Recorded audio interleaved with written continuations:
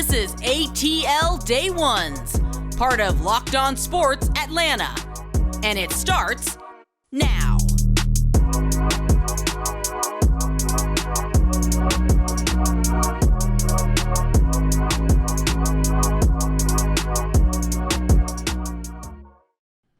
Welcome into ATL Day Ones with Jarvis and Tenitra. We want to say thank you for making ATL Day Ones your first listen of the day. Remember, we're free and available wherever you download your podcast and wherever you download your podcast. Make sure that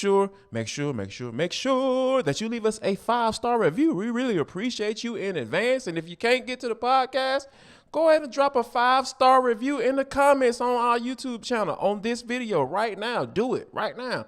Let you know that you're watching, and we want to know that you're there. We really appreciate that in advance. And also, big news, big announcement. We are on Amazon Fire and Roku.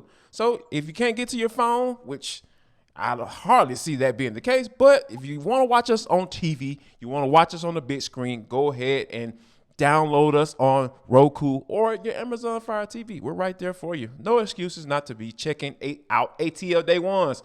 That's part of Locked On Sports Atlanta. Now, T, is it time to go into panic mode for the Atlanta Braves? And we got news yesterday, right after we finished recording our show, that Cordarrelle Patterson is going on IR. So we're going to talk about what the next 4 weeks will look like in the run game. And last but not least, Iman Shumpert made up for that little gaffe he had out in Texas, because that dude got a lot of brownie points just recently. We'll talk about that and for the culture. But first, we have to talk about the Braves getting shut out last night 4-0. And T, when you talk about striking out with the starting pitcher for 12 times, yeah, more than likely you're not probably going to get any runs. So he goes 6 innings, and Bryce Elder, gives up a couple runs in the early on, and then he gives up another 2 as well. And when you think about it, you saying, okay, that's not too bad, a bad start. You would think that your team would be able to produce those type of runs, but when you think about the Braves' kryptonite, right? And just looking at this game, it was just like, yeah, they had that slider working, and those guys were just swinging and missing just a lot, and it was just like a snowball effect as the game went along. Yeah, it was one of those situations where on Friday we talked about being excited that there was no businessman special to play on Sunday, because that's the Braves' kryptonite. They have a losing record, the entire season. Every time they play a series that they're about to get a sweep in, and it's like, so they get this night game, and all of a sudden it's like a sweep, and we're like, woohoo! Except the downside is now you have to hop on a plane, you got to fly to South Florida, and being on that emotional high of not just beating the Mets, but sweeping them in strong fashion. I just feel like a part of it also was not just about sort of the mechanics or the stats or the technical aspect of it, which, taking nothing away from Jesus Luzardo, but I think a lot of it also was just fatigue, both mental and emotional and physical fatigue, from all that they had to do to rest back and get atop the NL East. So I think that was a big piece of it as well. And I guess, oddly enough, that's probably why I'm not so panicked about it. Right. Yeah. Yeah. And when you think about it, that's the whole part about this team, right? You can't be quick. I mean, first of all, it's 162 games. You can't be quick to panic, right? Because we've been riding this wave. I was literally texting back and forth with Grant McCauley, our Locked On Braves postcast, Braves expert / guru / amazing guy all around, and anything Braves related, you got to go check my guy out at Grant McCauley on Twitter.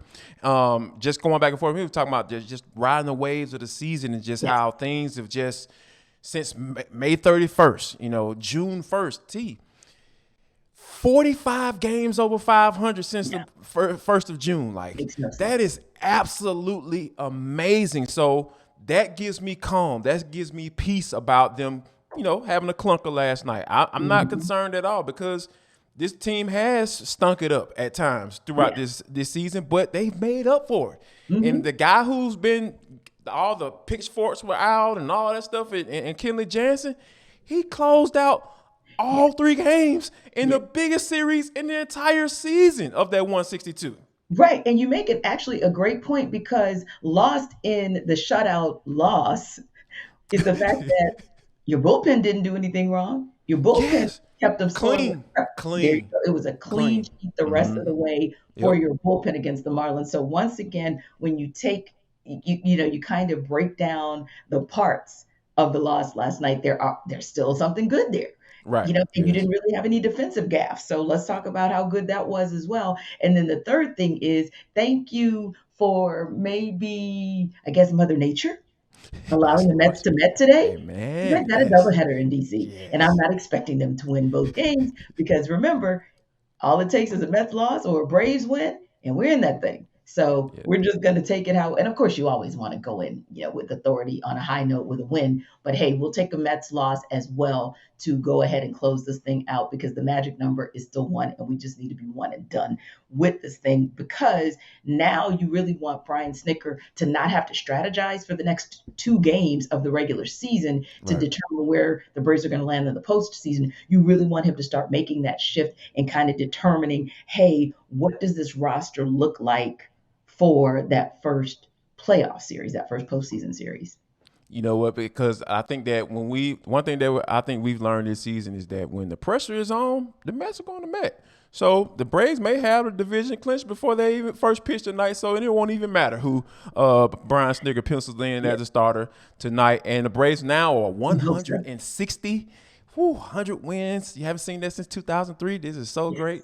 Yes. You bring up all the good memories from back in the 90s and the early 2000s for this team and my hometown team. Now, another hometown team that we always talked about how they haven't been able to get that love that they deserve. I think we finally found a list that we finally will Yes. agree with, and And when you approve. think of right, I approve. I approve this message. Now part of it, kind of got me a little skeptical because Sure. this was a poll on NBA.com that Mhm. was that polled 22 GMs Yes.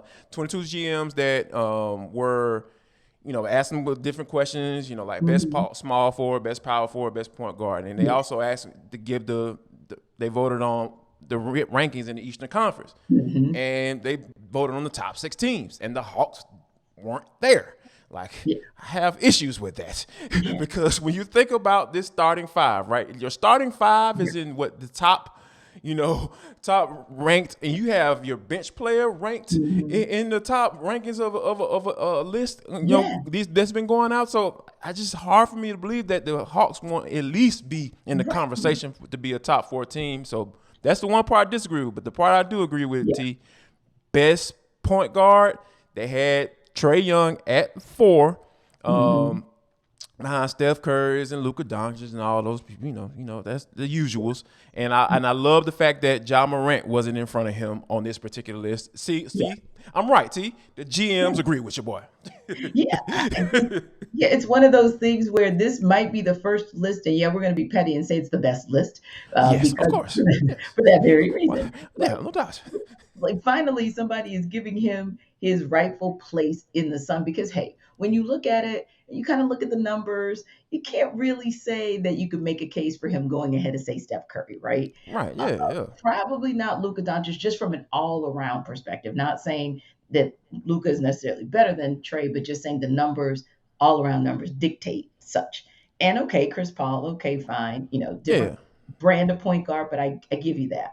But it would be very difficult to make a case for anybody else going ahead of him, like we've seen in most cases, which we've seen both Ja Morant and I think in a couple of cases we've seen, Dame or Lillard. Dame Dame, Lillard was there. exactly, Yeah. we've seen Mm-hmm. Dame out there as well. I think we've now looked at about 3 lists, maybe 3 or 4, and this would be the first one that we saw Trey ahead of both of those guys. So Yeah. we're going to go ahead and call this one the most accurate. Yeah, yeah, legit. Yes, I like the fact that GMs look at things objectively, and they say, you know what, this Trae Young dude is pretty good. Yeah, I Right. will say the same because And I like the fact that AJ Griffin was the steal in the draft, the third highest steal in the draft. I really, really like that. I like that a lot. Now we know right now he's dealing with some issues, some injury issues, so he's not going to necessarily play in Abu Dhabi. The guys get that started in a couple days. But ultimately speaking, I like that because that's the kind of potential you want to see, sort of that untapped potential that we Right. were still kind of looking for in Jalen Johnson. He got there, he definitely made some strides at the end of last season, but to Yes. see that there's so much excitement and energy around AJ Griffin before he even touches the floor as a rookie, now that too, to me, was very encouraging. Yes, indeed. We're talking about a guy that probably would have been number one, number two overall pick if he doesn't get injured, Mhm. obviously at University of Duke. Now, coming up next, Cordarrelle Patterson is going to IR. We'll talk about what does that look like for the next 4 weeks or maybe even more. We'll discuss that next. But before we get there, we have to talk about betonline.net. If you want to see what the over-under is for how many wins the Hawks are going to get this year, if you agree with those general managers that's talking craziness that they're not going to be in the top 6 in the Eastern Conference, go ahead and put your money up. Go ahead and do that. Go ahead and put your money up. And if you're not sure, you don't understand quite how it works, go to betonline.net because they have all the information there for you because they are the best online information for sports wagering. If anything, even if you aren't into basketball, they got esports, they have gaming. Also, they have, of course, NBA, and then they have MLB playoffs are getting ready to get started. So they have all of those things right there just for you. So what I want you to do is please go to your mobile device and go to betonline.net and go get the information you need so you can go out here and make some money, go get some scratch, some change, because BetOnline is where the game. Welcome back to ATL Day Ones. I am Tenitra, that is Jarvis, and you guys are our fearless supporters who stick around on YouTube each and every day to check out what we're doing here, not just on ATL Day Ones, but on the Locked On Sports Network for Atlanta. And that's why we got over 4,000 subscribers, and we'll get to 5,000 if you guys keep telling people about this show and about this network. And you know what? You don't have to tell them to just check us out on YouTube. You can tell them to check us out wherever they download their podcast. And also, of course, you should tell them that they can check us out on Amazon Fire and Roku. How cool will that be to check us out on the big screen, especially when we are talking about good things in sports around the A, but let's face it, sometimes we have to talk about not so good things. And we kind of knew this was coming, kind of saw that Cordarrelle Patterson was held out of practice last week for rest. And then he was kind of in that questionable space all weekend. He does play. He gets 9 carries, I believe, for 37 yards to really start the run game for the Falcons in the win on Sunday against the Browns. But then you see really the rest of the running back core kind of take over from there. And then, of course, we find out on Monday that he is being placed on IR. He had a knee injury, a procedure that hopefully will keep him out for just maybe 3 to 4 weeks and ultimately get him healthy for the back end of the season. But when you look at what CP was able to do, staying in that top 3 in amongst running backs as far as carries and yards, and ultimately getting the Falcons, yes, we said the Falcons, to be a number 4 rushing team in the league is What? mind blowing. So I'm wondering, Jarvis, if there are any concerns that we might have that the Falcons have the guns to do this, can keep this pace, keep this momentum with a Caleb Huntley, who, of course, they elevated from the practice squad and have now added to the 53-man roster, along with Tyler Algier and Avery Williams. Are those guns enough to keep that rushing attack amongst the top 5 or top 10 in the league? Absolutely. And I'll give you one reason why I'm so sure about that. Because if the offensive line stays healthy, they'll be fine. Because that's been the key, right? I know a lot of people are excited about a practice squad player, undrafted free agent, getting out there and Mhm. doing this thing. And the Falcons rookie draftee this year, in Tyler Algier, him coming out there and doing his thing. But it starts up front when I tell you, because just going back and kind of looking at the film, you start to see why these guys the holes are being opened up. Why Cordarrelle Patterson is being able to break off a 30-yard run before he ends up going down for the rest of the game mostly. And you see that Kyle Pitts is out here making seal blocks. So Patterson can cut back on that play that he Mhm. scored on. So it's just a lot of little things. And Cordarrelle Hodge blocking downfield. That's how these games turn from Mhm. 10 to 15 yards to 25 Yes. to 30 to even 40 plus yards. Yes. Because wide receivers are blocking downfield. Everybody is bought into this system. And I think you have Mhm. to credit not only the offensive line, but you have to credit Arthur Smith for believing in these guys and bringing these guys back. Now, I know there's 2 new starters on the offensive line, in Dahlman and Elijah Wilkinson, who has been an excellent addition, by the way. I Really think we has. have to, and Yes. Tenitra talked to him, chopped it up with him one-on-one, and that was her choice. She understands what's going on with the Falcons offensive line. So I think that those are some of the couple of things as the reason why I know that they can continue to do this thing. Yes, and you talk about the new guys, and which is great. That's exciting for the Falcons to getting something out of those new players. But also, when you look at something, I saw a stat fly by on Twitter this morning, and I just like my eyes just opened up. 97.1 grade for Chris Lindstrom on Come on now. Sunday. Come on 90, now. the dude was darn near Come on, perfect somebody. every snap of the game. Are you kidding me? Are you kidding me?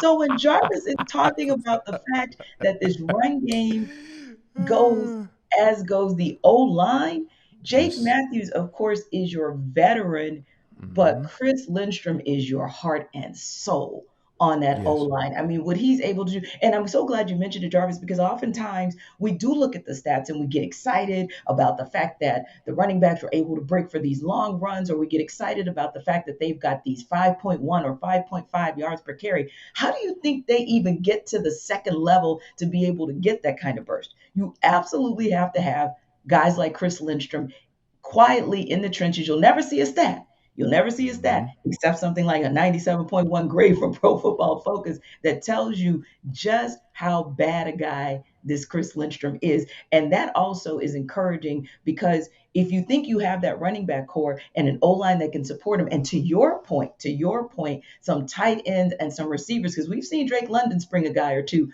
some Yes. receivers and some tight ends that actually believe in the importance of blocking, then I agree with you. I think their running game is going to be quite fine until Cordarrelle Patterson returns. Now, my question is, when he does return, do you think that he'll be ultimately back to form? What does this kind of look like for his entire season? Because when you think about it, not only do you think about it from the perspective of, okay, wow, we're going to have we're going to lose Cordarrelle Patterson for, we're hoping no more than 4 weeks, right? But Right. ultimately, my other thought there is this: we're talking about a back that's 31 years old. Mm-hmm. So that's the thing that concerns me as well, because I remember saying in the first game, hey, I'm pretty sure that pitch count was supposed to be less than 20, Right. right? And then we Yeah. started seeing in game 2 and 3 that the pitch count was much lower. And then he carried the rock under 10 for obvious reasons on Sunday. But yeah, it just made me think,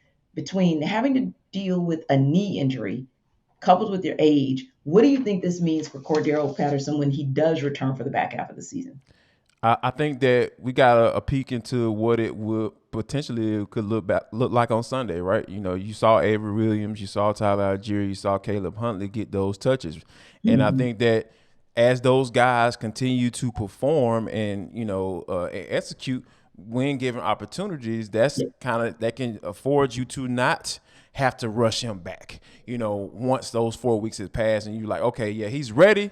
Mhm. But we can ease him back into it, and I think that Yeah. that's the thing that Arthur Smith has always been about. He's always been about the player because Mhm. Cordarrelle Patterson barely played during the if not Right, he he didn't didn't, play yeah. at all in No. preseason. So Nope. and when you think about that, and even from a practice standpoint, even in Mhm. OTAs, Yes, he was yes. sprinkled in every now and then. So Mhm. Arthur Smith, this has been all part of Arthur Smith's plan to make sure he preserves that 31-year-old body. And I think that it's going to be Mm. no different once he comes back from IR. Yeah. Like I said, I wouldn't be too concerned hardly at all. Once he gets ready to come back. Agreed. And if there's any possibility that they get Damian Williams back, that could Yep. also help that running back room as well. So we'll kind of keep an eye on that to see if he comes back to kind of shore up that room. Now, we've talked about the good. We started yesterday and we kept it positive. We kept it on the sunny side of things, and we've even started today keeping it on the sunny side of things. But hey, there's a little bit of a dark side on Sunday, and that was called the passing game. No, Jarvis. It was called Marcus Mariota. Okay. 7 for 19, 439 yards, no touchdown, but an interception. Now, the Falcons still gutted out a win with them in a surprising tie for first place in the NFC South, right? So you have to kind of at least think, like, what could it be for the rest of the season? And Michael, it really made me think about this, especially because I'm a Steelers fan and you know where we are. We said bye boy to Mitch Trubisky on Sunday and hello, Kenny Pickett. But our situation might be a little bit different than the Falcons. I remember at the beginning of the season, we were like, okay, it's like that Spider-Man meme, right? Falcons, Steelers, y'all are about what and what with the guy under center. I don't think so anymore. I think the Falcon situation is different. So is it realistic to keep Mariota in place and maybe put yourself in position to have a run at the playoffs? Or are you getting closer to that time where maybe it's time to turn over the reins to Desmond Ridder to find out what he can do? Or do those things have to be mutually exclusive? To be honest with you, when you look at how this team is constructed, right? Like, I think that if there was a case where they weren't able to run the football like they've been able to do, I think you have to throw the football in order to win games. I think that we'll probably see Desmond Ridder. But now that this running game has been established, now that this offensive line is starting to make some noise, it's probably one of the better offensive line in the NFL. Like, what did I just say that? Like, I'm speaking Spanish right now, So I think that, when you have all of these determining factors around Mariota, and I think that nothing is going to change for real. Like, when you think about it, like, why would Arthur Smith change it now? Because he does have some things that he brings to the table when it comes to play action, right? He's solid at play action. That's what they're going to do. They're probably one of the most play action inning teams in the NFL. Like, you can check the stats on that. And and I think that, those are some of the things that I don't think change. However, Mariota is still doing some of the same things that I pointed out earlier in the season. I know we're still early in the season, but in those first couple of games, like, he got himself into trouble because he was locking down on wide receivers, and he did that again against in Cleveland, and when he threw in the double coverage with Drake London, almost got his head taken off. Drake London should have been very upset for throwing that football right there, because that safety was sitting right there waiting on him to throw it, because guess what? Mariota drew him over there because he was locked in on him. I mean, he had Kyle Pitts down there in the flats. He could have dump the ball off and let him see if he can make a play. I think that, until Mariota kind of gets himself out of that and say, if it's not play action, I need to be able to go through my progressions and find the receiver. Like, if it's not there, what coach told me was supposed to be there, you need to be able to find somebody else, or guess what? Take off, run it, and go get the first down or do what you need to do. So, or throw the ball away. That has to be an option as well. So I think that until all of the surrounding factors start to change, we're not going to see a change at quarterback. Yeah, I would agree. I think that as long as everything is copacetic with that run game and that O-line stands up. That's the key to life right there. Exactly. All they're going to say is Marcus Mariota can at least give us about 3 quarters. Because I tweeted that the first half was actually impressive despite the numbers, right? Despite the incompletion. Because what was impressive to me was I saw some patience on the rollout, saying, okay, my first read, not there. My second read, not there. I'm going to my third. So I was like, okay, I'm seeing some patience, going through the progressions. Okay, all right. But then he kind of fell back to center.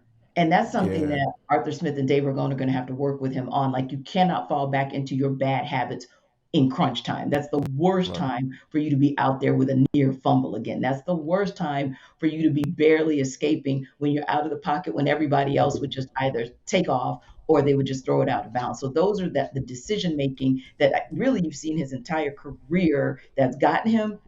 That's the kind of thing that we need to not see in the fourth quarter or really the second half of any game. Now, something that you do want to see is a Built Bar, because a Built Bar is something that is going to give you energy. Or let's say you're watching a game on Sunday, a Falcons game against the Bucs, and you start to get a little stressed out. Maybe you should eat a Built Bar to soothe your pain, because it's a healthy way to really snack at any given time. So right now we're talking cookie dough chunk puffs. That's the big deal. And Jarvis can tell you about that because he definitely digs those puffs. And he says they're light, they're chewy, and they're real cookie dough. So that means 100% real chocolate. And listen, 160 calories. How many snacks do you know that you can actually get away with where you only burn 160 calories, but you also get 15 grams of protein? Well, this is it. So you can enjoy these guilt-free. They're perfect treats after a workout, and even if you're going through traffic and you are getting hungry and you do not want to make that stop at a fast food joint. So go to built.com to order your box of chunk puffs right now. That's built.com. You can use that promo code locked15 and get 15% off that first order. It is promo code locked15 at built.com. Now, when we come back, we're going to talk about something as well that, you know what? If it was me getting what my girl Tiana Taylor got, heck, I'd be locked on and locked in too. We'll talk about it on the other side in For the Final segment of ATL Day Ones with Jarvis and Tenitra. We want to just say thank you for rocking with us throughout the entire show. We really appreciate you. We also appreciate you for getting us over 4,300 subscribers on YouTube. My goodness. And you guys have been downloading your podcast wherever you download your podcast. We really appreciate you for that, and keep giving us those 5-star reviews. If you are watching or listening to this podcast, why haven't you subscribed yet? If you haven't done it, go ahead and do it. Stop playing around. And if you haven't given us a 5-star review and you love us and listen to us each and every day or watch us every day, go ahead and do the same. We appreciate you for that. Now, Batiste, this is For the Culture. Here's the intersection between sports, entertainment, and the culture. And sometimes, what are we doing? We want to talk about it. That's just how we get down on this show, though today is no different. Iman Shumpert, Tiana Taylor, probably one of the culture's most beloved couple. They celebrating 6 years. And I think Iman Shumpert, he put guys on notice, man, to step your game up, because this one was, I ain't even lie to you, I probably may have got a little emotional when I started reading this. I was like, man, this is so dope and deep. And, why haven't I done anything for this for my wife before? But anyway, I think it was really cool. Right, I know. Yeah, I got to get my life together. All right, so they celebrate 6 years. He posted on Instagram, of course. That's how we announce things nowadays. Right. Yes, it was a picture of an old school white Corvette, which is super dope, and it was filled with roses. And the message in the, I'm not gonna read the whole entire thing, but the gist of it was essentially about building something. And how she's giving him a family, and he said that's what he wanted back in the day, and before he proposed and everything, and she's been able to give him that. He said he wanted to give her something that she can build and mold into, what she like. It's something that can be a mother blanket ride, some that everybody wants, and that's exactly what happened. And Tiana, was very appreciative of it. And I think that, hey, I won't be surprised if 9 months from now, another baby come popping out to you.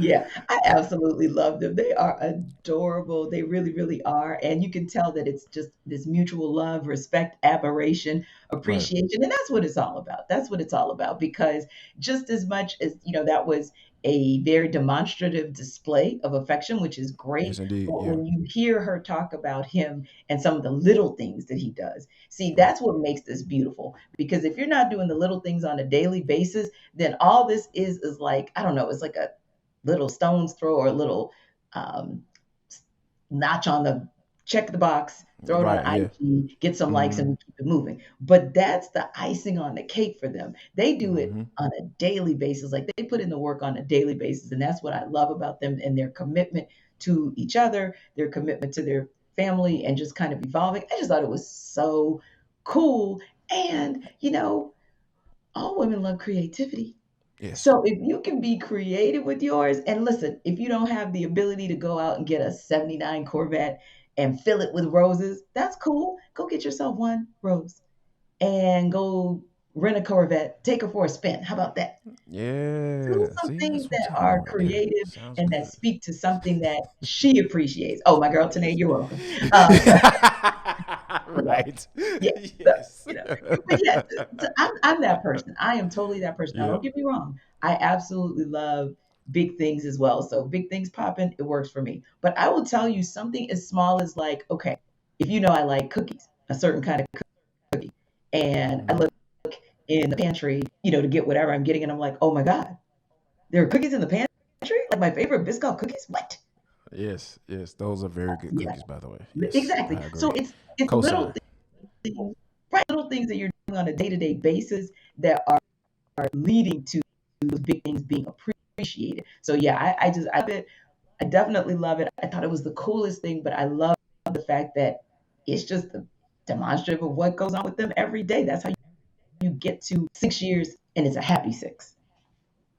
Yeah, and I think and the other cool thing about them is the fact that that I was reading through the article. I was like, they were talking about the kids, and they was like, oh, they have two children, and they have two Yeah, girls, and two both of girls. them are one of them is 6 and one of them is 2. I'm just like, wait a minute, what's going on here? Symmetry Like, is all because I have two daughters, and one of them is right. 6 and one of them is 2, and I'm just like, this is absolutely crazy. So, and I think that with Shump and kind of going into the acting thing, with the Shy Yeah, and like which I think he's done a really good job, and I think he that really that has. probably Yes. may be very close to how he is in real life, which is probably Mhm. why he's done such a good job with that character and his role. So Mhm.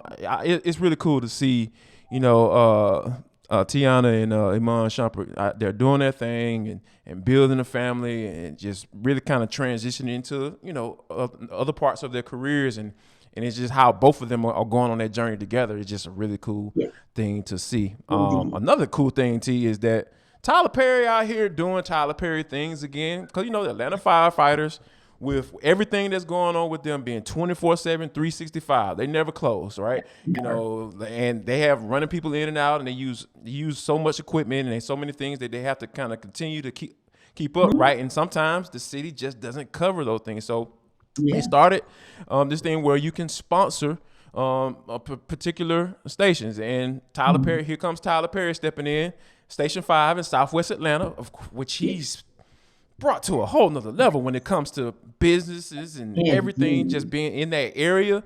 He sponsored, the firefighter station in Southwest Atlanta, Station 5, and he's out here doing Tyler Perry things again. Yes. It is absolutely amazing. And I like when people like Tyler Perry go into spaces that maybe are underrepresented or undersupported, right? Because Right. Yes. obviously, the first place most people will think of, and no offense, by the way, for those who do want to support the police force, right? Right. But as quiet as it's kept, firefighters need love too, and they have a very A difficult lot. job as well. I Yes. was thinking about them this morning when I saw that article because, of course, the Buckhead Saloon was burned down, and you think about Mm. the stress of that, or you think about California and how Right. those guys for years have been fighting Those those crazy wildfires. Yep. fires, Mm-hmm. right? And guess what? When you have a hurricane situation, that's another place and space where not only are police officers called to the rescue, but that's a place where firefighters are really needed. You don't think Indeed. fire, right? When you think about hurricanes, but there are electrical fires, there's flooding, and you're going to need those guys to help. So I was just excited that he found another space, just like he went to random Walmart down way down south in Atlanta and started paying Right. off folks' layaways. I I love it, just man. like when you find Absolutely great. spaces to serve where maybe the rest of the world is not necessarily looking. So yeah, shout out to him for going right into Southwest Atlanta and saying, "Hey, I'm going to serve and I'm going to support and I'm going to honor these guys that do a tough job that, like you said, the clock never ever goes off. But hopefully the clock will go off on the regular season of the Braves because that magic number of one will be Division done, East. whether it's Yes. I done love it. tonight with Jake Odorizzi on the mound or whether it's done today because the Mets will crap the bed and one of those double headers go on and Met, Yes. if you That's the will, in the Mets, district. baby. We appreciate that. We want to talk about a dub on this show tomorrow. So we'll talk about that. Any other thing that's going on in the world of sports here in Atlanta, we got you. And we want you to definitely have our backs too. You know how you have our backs? Amazon, Fire, and Roku. Check out Locked On Sports Atlanta right there. And of course, when you finish checking us out on those new platforms, let us know about it and check out A to Z with Mark Zeno as well. So appreciate you guys for stopping by and Braves Country. We got you tomorrow. Have a good day. Y'all come back now, you hear?